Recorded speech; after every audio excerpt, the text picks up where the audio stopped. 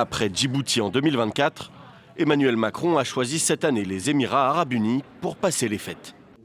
Abu Dhabi, un partenaire stratégique de premier plan pour Paris, est l'un de ses plus gros clients en matière d'armement. Cette visite de 2 jours sera aussi l'occasion de rencontrer le président des Émirats arabes unis, Cheikh Mohammed bin Zayed Al Nahyan. 2 sujets principaux seront abordés. Le Moyen-Orient, bien sûr, car avec la guerre à Gaza, l'Arabie saoudite est préoccupée par cette situation et les Émirats aussi.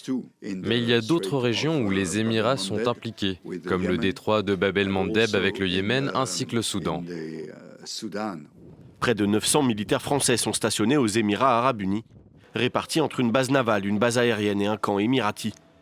Emmanuel Macron partagera un dîner de Noël dimanche avec les soldats, accompagné de sa ministre des Armées, Catherine Vautrin.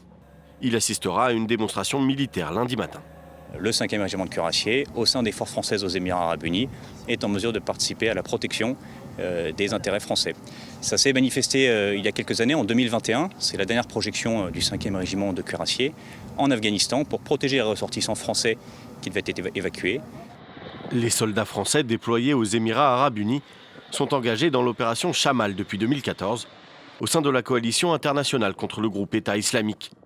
Ils contribuent également à la protection du trafic maritime en mer Rouge, dans le cadre de l'opération européenne Aspides, pour répondre aux attaques des rebelles Houthis du Yémen.